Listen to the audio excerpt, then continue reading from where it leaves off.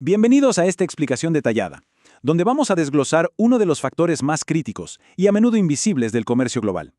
Hoy nos vamos a centrar específicamente en cómo el tiempo exacto que toman las operaciones de estiba dicta el éxito o el fracaso financiero en el transporte marítimo.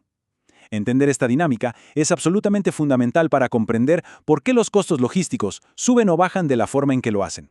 Bueno, entremos de lleno en esto. El tiempo es dinero. No es solo un cliché empresarial, para nada. Es la base, el principio fundamental del derecho y la economía marítima. Pensemos que los buques modernos son maquinarias increíblemente costosas de operar.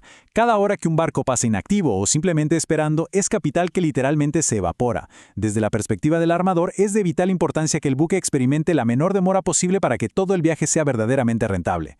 En el mar, el tiempo es, sin lugar a dudas, dinero en efectivo. Para organizar nuestro análisis, seguiremos esta ruta. 1. El tiempo es dinero. 2. La mecánica de la estiba. 3. Días productivos frente a improductivos. 4. Costos y demoras. Y finalmente, 5. El impacto en la rentabilidad. Empezamos con la sección 1. El tiempo es dinero. Una verdadera carrera contra el reloj. Para ilustrar esto, nos basamos en el marco económico del reconocido libro Economía Marítima de Martin Stopford.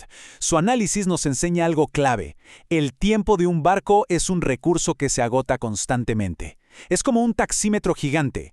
Ya sea que el barco esté a toda marcha moviendo carga o simplemente anclado esperando su turno, está drenando continuamente tanto el capital como los presupuestos operativos.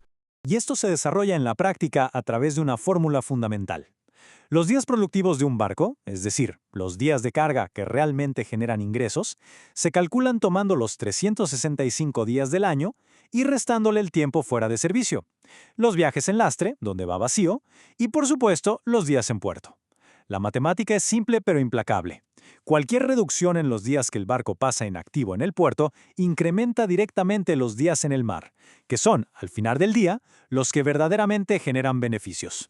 Pasamos a la sección 2, la mecánica de la estiba y lo que ocurre exactamente en el puerto.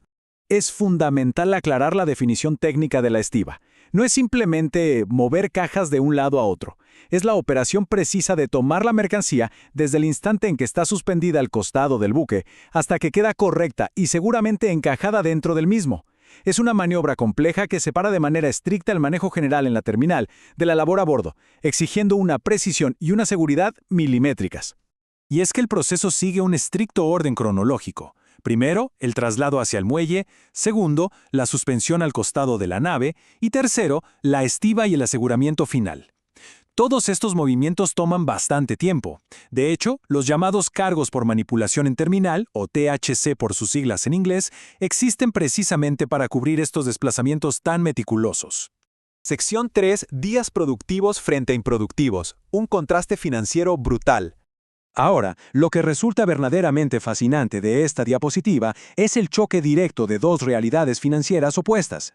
Por un lado, los días navegando en alta mar con las bodegas llenas representan un transporte sumamente económico y eficiente. Son la máquina de hacer dinero. Pero, por el otro lado, los días inactivos en el puerto y durante la estiba solo generan costos. Estamos hablando de tarifas de terminal, costos de equipos pesados y, lo más crítico de todo, mantienen un capital inmenso completamente congelado. Para entender bien cómo optimizar esos costos, analicemos unos datos concretos. Imaginemos descargar 2.000 paquetes. Con un método puramente manual, 3 personas tardan unos 120 minutos, lo que nos da 6 horas totales de labor. Sin embargo, al usar una descarga paletizada con maquinaria, solo necesitamos 2 trabajadores que terminan el trabajo en 30 minutos, sumando apenas 1 hora de labor en total.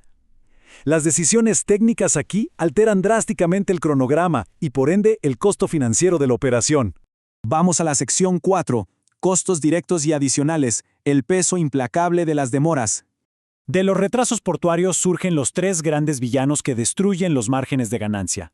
Estas penalizaciones no perdonan. Comienzan a acumularse en el segundo exacto en que se exceden los días libres otorgados.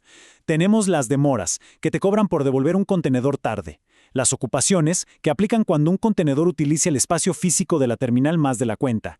Y los almacenajes, que se cobran principalmente por mantener mercancía más tiempo del debido en un depósito.